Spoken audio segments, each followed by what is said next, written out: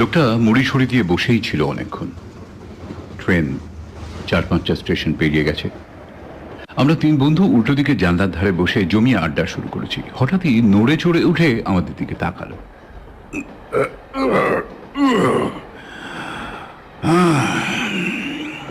ভবিষ্যৎ আগে থেকে জানতে পারা যায় না, বলছেন? আশ্চর্য, তার মানে লোকটা এতক্ষণ জেগেই ছিল। আমরা ভেবেছি ঘুমোচ্ছে, তা নয়। দিব্যি শুনে যাচ্ছিল আমাদের এতক্ষণে তর্কাতর্কি। আমরা তিনজন, মানে আমি, রথিন আর সুশোভন, একসঙ্গে বসলে অবশ্য তর্ক বেঁধে যাওয়াটা কিছুক্ষণের মধ্যে অনিবার্য ব্যাপার হয়ে ওঠে। আসলে আমরা তিনজনে অফিস কলিগ। একদিকে যেমন দারুণ বন্ধু, আবার আমাদের মতের অমিল বিস্তর। রথিন ঘোর নাস্তিক, বিশ্ব সংসারের প্রতিটা ইঞ্চি ও যুক্তিবাদ দিয়ে যাচাই করে নিতে চায়। অন্যদিকে সুশোভন আবার 33 কোটি দেবদেবীকে নিত্যি প্রণাম ঠোকে। হাঁচি, টিকটিকি, তন্ত্রমন্ত্র, জ্যোতিষ সব মানে। ও বলে, সংখ্যাগরিষ্ঠ মানুষ যেটা বিশ্বাস করে সেটাকে না মানার মতো জোরদার বুদ্ধিবৃত্তি আমার অন্তত নেই বাবা।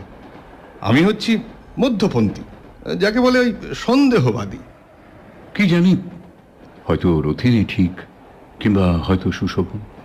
শেষ কথা বলার আমি কে? ভূত আছে কি নেই, তন্ত্রমন্ত্র মারণ উচাটনে কাজ হয় কি না, জ্যোতিষীরা সত্যিই জ্ঞানী নাকি বুজরুকি, এ ব্যাপারে কোনো দৃঢ় মতামত আমার সত্যি নেই। সত্যি বলতে কি, উৎসাহও নেই। এজন্যই বিশ্বাস অবিশ্বাস নিয়ে যখন তর্ক বাঁধে, রথিন আর সুশোভন দুজনেই আমার সমর্থন খোঁজে এবং প্রতিবারই হতাশ হয়। আজও ব্যাপারটা সেরকমই চলছিল। রাতের ফাঁকা ট্রেনে জমিয়ে বসার পর একথা সে কথা সূত্র ধরে জ্যোতিষ আর ভবিষ্যৎবাণী নিয়ে লেগে গেল রথিন আর সুশোভনের মধ্যে।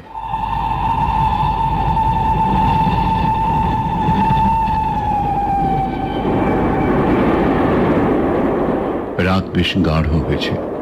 অফিসের সহকর্মীর বউ ভাতের নেমন্তন্ন খেয়ে ফিরছি আমরা। দৌড়তে দৌড়তে এসে ধরেছি লাস্ট ট্রেন।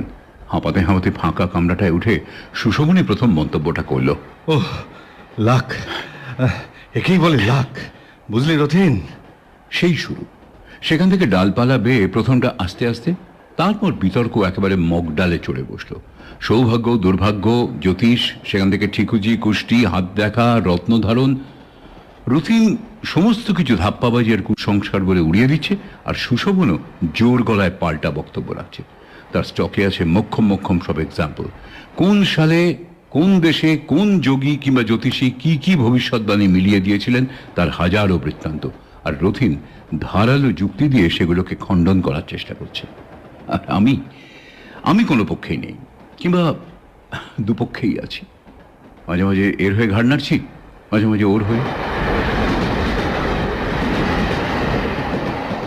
রথিন তখন কথায় কথায় একবার সুশোভনকে মোটামুটি নক আউট করার মুখে জোরালো গলায় বলল, শোন, আজ পর্যন্ত কেউ নির্ভুলভাবে ভবিষ্যতের কথা বলতে পারেনি। সে হাত দেখেই হোক বা কোষ্ঠী গুণেই হোক, কিংবা তোমার ওই নস্ট্রাদামুসের মতো অলৌকিক দর্শন দিয়েই হোক। যেটুকু মিলেছে বলে প্রচার করা হয় তার অনেকটাই আলগা আলগা অনুমান আর কমন সেন্স। পুরো ব্যাপারটা চালাকিতে মুড়ে রাখা। এক্সও হতে পারে, ওয়াইও হতে পারে, সবটাই ব্যাখ্যা করার কৌশল। বিশ্বাসপ্রবণ মানুষ ওইসব কায়দাতেই ইমপ্রেসড হয়, ভাবে এই তো সত্যিই মিলে গেল। ঠিক সেই সময় ওদিকে জানলার ধার থেকে লোকটা আওয়াজ বের করল।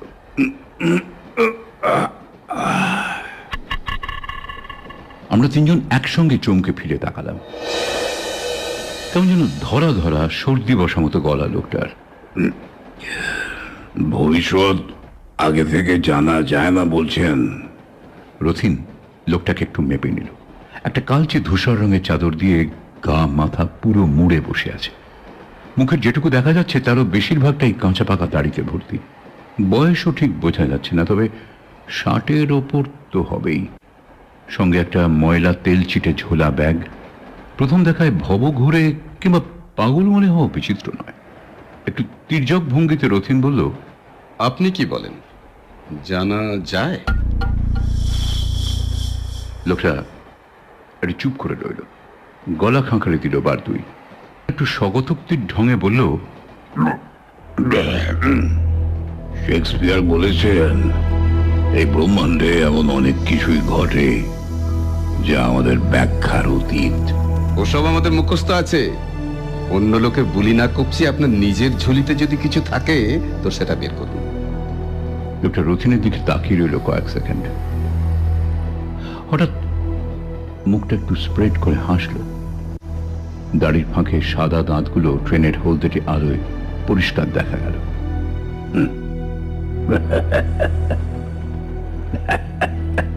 ভালো ভালো বলেছেন,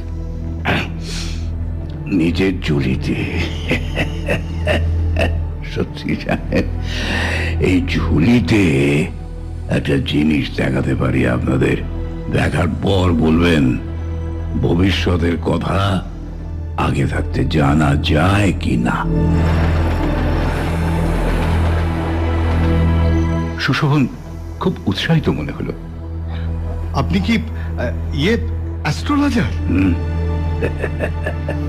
না না না, আমি কোনো লজার টজার নই।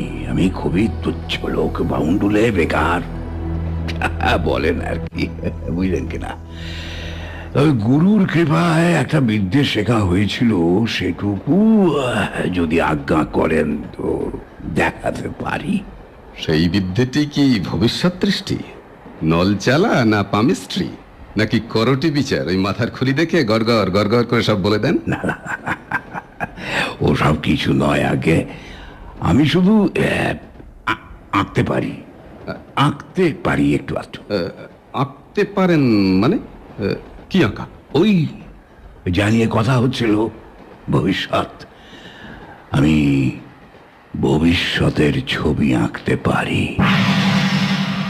ঠিক বোঝা গেল না। ভবিষ্যতের ছবি মানে কিরকম ছবি? Portrait, portrait. আমি আমি যে কোনো মানুষের ভবিষ্যৎকালের পোর্ট্রেট এঁকে দিতে পারি। যে বয়সের ছবি সে দেখতে চাইবে আমি দেখিয়ে দেব, ছবি এঁকে দেখিয়ে দেব।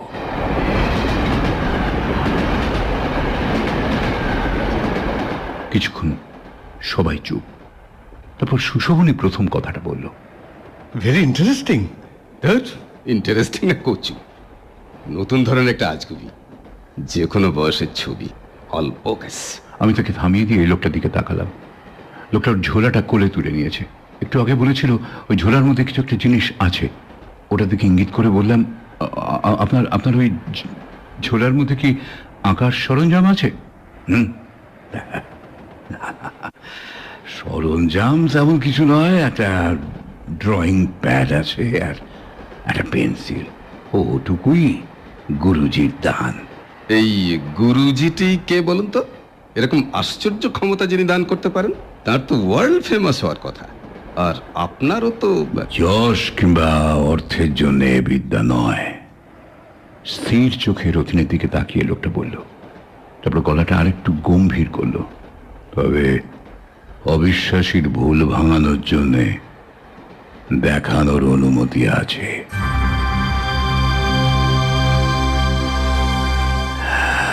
আর আমার গুরুজির নাম শুনলে কেউই চিনবেন না। তিনি বরাবর লোকালয় থেকে দূরে নির্জন বাসে জীবন কাটিয়ে গিয়েছেন। ঘুরতে ঘুরতে ভাগ্য বলে তার কাছে গিয়ে আমি পড়েছিলাম। তার ছিল অসীম ঐশ্বর্য। সেখান থেকে বলতে পারেন এই একটি কণা মাত্র আমি পেয়েছি। ঝমঝম শব্দ তুলে একটা ব্রিজ পেরোচ্ছে ট্রেনটা। হু হু করে ঠান্ডা হাওয়া এলো এক ঝলক। মৃদু আলোকিত নির্জন কামরায় বেশ একটা গা ছমছমে পরিবেশ। তার মধ্যে লোকটার কথাগুলো যেন অন্যরকম একটা শিহরণ তৈরি করছিল। ভবিষ্যতের ছবি আঁকতে পারে বুঝে শুনলে কিরকম অদ্ভুত লাগে। আপনি মানে ফিউচারের ছবিগুলো কিভাবে আঁকেন? দেখতে পান সেই ছবি? লোকটা মাথাটা ওপর নিচে দোলালো, অর্থাৎ হ্যাঁ বলতে চাইল। চোখ বন্ধ করে পেন্সিলটা প্যাডে ছোঁয়ালেই ছবিটা ভেসে ওঠে। সঙ্গে সঙ্গে এঁকে ফেলতে পারি। তাহলে দেখি আমাদের মধ্যে কারো একটা পোর্ট্রেট আঁকুন তো। আচ্ছা ঠিক আছে, আমারটাই আঁকুন। এই মনে করুন বুড়ো হলে কেমন দেখতে হব? ওই 70-75 বছর বয়সে? ওভাবে হবে না, ওভাবে হয় না। এই প্যাডে আপনাকে নিজের হাতে লিখতে হবে ঠিক কোন সময়ের ছবি আপনি চাইছেন, সাল, তারিখ, এমনকি ঘন্টা মিনিট পর্যন্ত। মহাকাল, অনন্ত, তার একটা কোনো বিন্দু নির্দিষ্ট করে দিন। লোকটা প্যাড আর পেন্সিল বের করে সুশোভনের দিকে বাড়িয়ে দিল। মনে মনে হিসেব করে নিয়ে একটু নার্ভাস হাতে প্যাডের এক কোনায় সুশোভন লিখল 22শে অগস্ট 2060। মানে তখন ওর বয়স দাঁড়াবে 76 বছর। আরো লিখুন, ঘন্টা লিখুন, মিনিট লিখুন। আমাদের দিকে তাকিয়ে একটু অপ্রতিভের মতো হাসলো সুশোভন। তারপর লিখল রাত 9:15। যত সব ধাপ্পাবাজি, যা তা কিছু একটা এঁকে দেখিয়ে দেবে। আমি আগাগোড়া লোকটাকে দেখছিলাম। পেন্সিলটা প্যাডে আলতো করে ছুঁয়ে রেখে নিষ্পলক চোখে সুশোভনের দিকে তাকিয়ে আছে। 1 মিনিট, 1 মিনিট, আস্তে আস্তে ওর দুটো চোখের পাতা নেমে আসছে, যেন সম্মোহিত হয়ে ঘুমিয়ে পড়ছে ও। আশ্চর্য, ওই চোখ বোঝা অবস্থাতে খসখস করে পেন্সিল চালাচ্ছে প্যাডের উপরে লোকটা। আর কি দ্রুত টান! ক্ষিপ্র বেগে পেন্সিল ছুটে বেড়াচ্ছে হাতের কাগজের উপর। কতক্ষণ লাগলো? 2 মিনিটও নয়। চোখ খুলে ফেলল লোকটা, প্যাডটা বাড়িয়ে দিল সুশোভনের দিকে। আমরা তিনজনেই ঝুঁকে পড়লাম। এক শীর্ণ বৃদ্ধের মুখ, মাথার সামনের দিকে অনেকটা টাক, চুয়ালগুলো ভেতরের দিকে বসে গেছে, সারা মুখে মাকড়সার জালের মতো বলি রেখা, চোখে মোটা কাঁচের চশমা। আমি পেইন্টিং বা ড্রয়িং এর কিছুই তেমন বুঝি না, কিন্তু এটুকু নিশ্চিত এই লোকের হাত অত্যন্ত পাকা, বলিষ্ঠ রেখার কয়েকটা আঁচড় মাত্র। তার মধ্যে ছবিটা যেন একেবারে জীবন্ত হয়ে উঠেছে। কিন্তু এই কি সত্যর অর্থ সুশোভন? কি কি প্রমাণ আছে যে এটাই ওর ফিউচারের চেহারা? দাগ পড়ার কোনো লক্ষণই নেই এখনো পর্যন্ত। আর মুখটা এরকম যে শুকনো আমসত্ত্বর মতোই হবে তার কোনো গ্যারান্টি আছে কি? আরে ও তো মোটা থপথপ হয়ে যেতে পারে। সন্দেহটা এরকম যে আমারও হচ্ছিল না তা নয়, সবচেয়ে বড় কথা এই ছবির যথার্থতা এক্ষুনি প্রমাণ করবার কোনো উপায়ও নেই। আচ্ছা, তার মানে এটা সত্যি মেলে কিনা সেটা দেখার জন্য তো আমাদের আরো প্রায় 50 বছর অপেক্ষা করতে হবে। না, হবে না।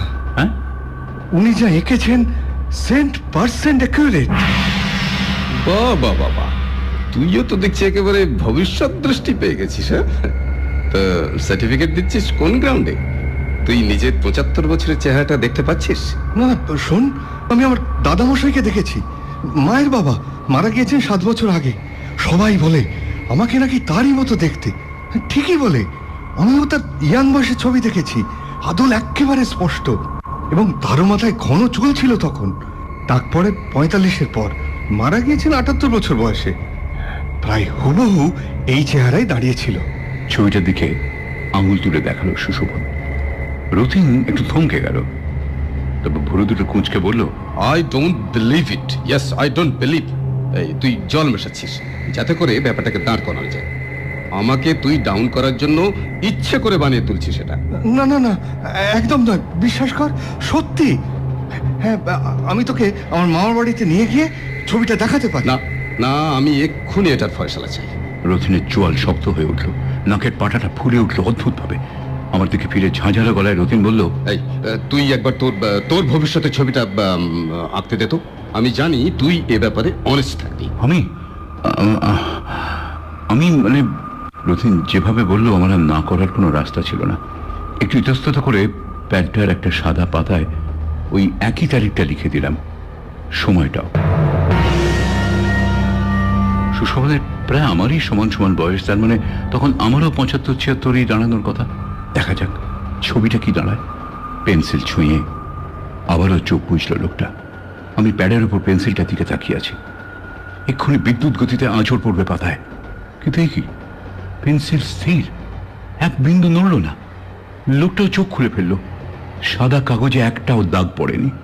আমি জিজ্ঞাসা চোখে তাকালাম ওর মুখের দিকে। লোকটা 2-3 সেকেন্ড আমার দিকে তাকিয়ে আস্তে আস্তে ডাইনে বাঁয়ে মাথা নাড়ল। কি ব্যাপার? নেই, ছবি নেই। ওই বয়সের কোনো ছবি দেখা যাচ্ছে না। মানে ছবি দেখা যাচ্ছে না কেন? লোকটা মাথা নিচু করেই রইল, কোনো উত্তর দিল না। রতিন একটা বিষাক্ত হাসি ছুঁড়ে দিয়ে বলল, তার মানে আর আঁকতে সাহস হচ্ছে না, যদি ফেসে যা। দাঁড়া দাঁড়া দাঁড়া দাঁড়া, এক মিনিট। আচ্ছা আচ্ছা, আপনি কি বলতে চাইছেন ওই বয়স পর্যন্ত আমি আর বেঁচে থাকবো না? তাই কি ছবি? তাই, বাস্তবিক তাই দাঁড়াচ্ছে। বাহ বাহ বাহ বাহ বাহ বাহ বাহ, দুর্দান্ত দুর্দান্ত!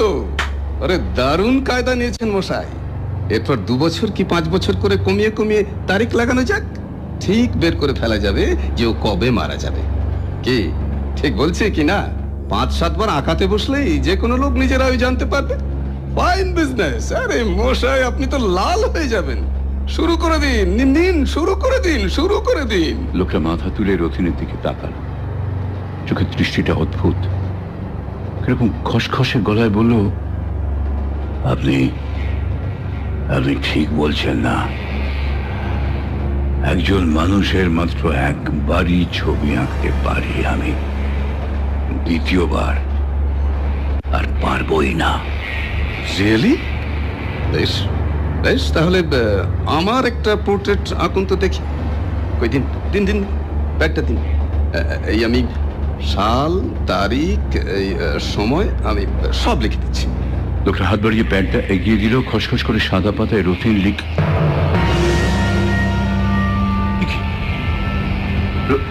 রথিন, আরে কি লিখেছিস সেটা? আরে ভবিষ্যতের কোন একটা সময় চাইছে। আরে এ তো আজকের তারিখ। রথিন মুখ বেঁকিয়ে হাসলো একবার, তারপর বাঁ হাতের ঘড়িটা দেখালো। 11:45। ভবিষ্যতের সময় আমি দিচ্ছি ব্রাদার, রাত 11টা।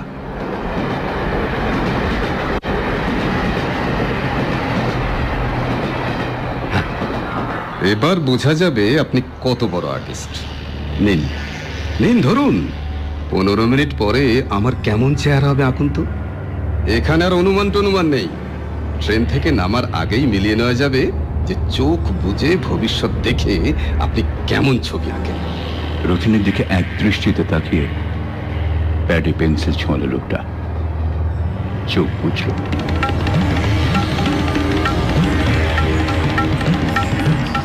এবং সঙ্গে সঙ্গে খুলে ফেলল চোখ। পেন্সিল এক বিন্দু নড়েনি।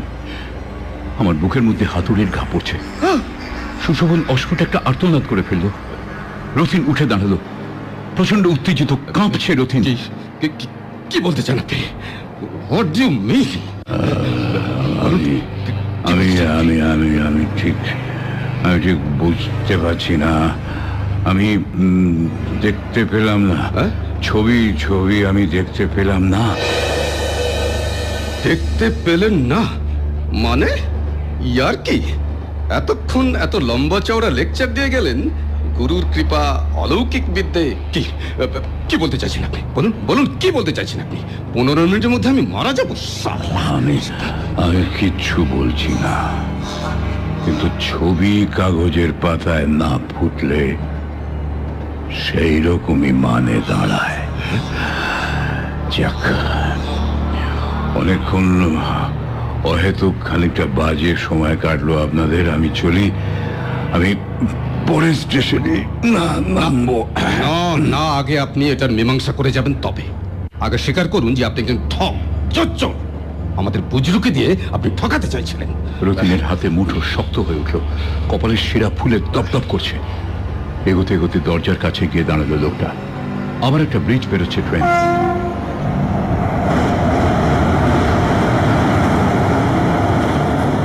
গুম গুম ঝমঝম শব্দ, কামরাটা দুলছে, আলোটা কাঁপছে মাঝে মাঝে, অনেক নিচে নদীর জলে সেই আলো চিকচিক করে উঠছে। রথিন দাঁতে দাঁত চেপে বলল, শালা ফ্রড, চোর, ভণ্ড কোথাকার, প্যাচে পড়ে গিয়ে এখন ধরফড়িয়ে পালাতে চাইছে দেখ। লোকটা মুখ তুলে তাকালো একবার। ঝমঝম শব্দের মধ্যে আমরা শুনলাম সে বলছে, 15 মিনিট কিন্তু পেরিয়ে যায়নি, পেরিয়ে যায়নি এখনো। তবে রে শালা এখনো তার পাচ্ছিস, তোকে আমি চাপা একটা ক্রুদ্ধ গর্জন করে হুড়মুড়িয়ে লোকটাকে ধরতে গেল রথিন। লোকটা দরজার দিক থেকে আরেকটু সরে গেল, আর রথিন, আমরা দেখলাম রথিন লাফিয়ে যেতে গিয়ে কামরার মেঝে উঁচু হয়ে থাকা একটা লোহায় হোঁচট খেলো, ভারসাম্য হারিয়ে দরজার দিকে আছড়ে পড়লো রথিনের শরীরটা। আর ঠিক সেই সময় ট্রেনটাও প্রচন্ড দুলে উঠলো একবার, টপ করে আলোটাও গেল নিভে 1 সেকেন্ডের জন্য।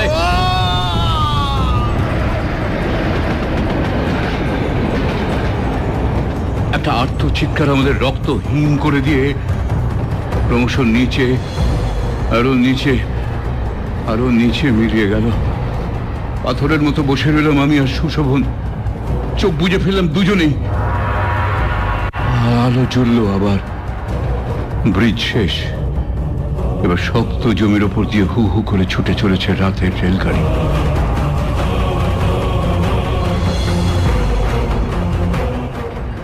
চোখ খুললাম, দরজার কাছে কেউ নেই,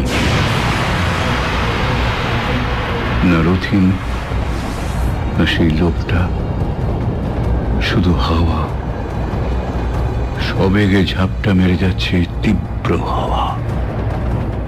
ঊর্ধ্বশ্বাসে ছুটে চলেছে লাস্ট ট্রেন।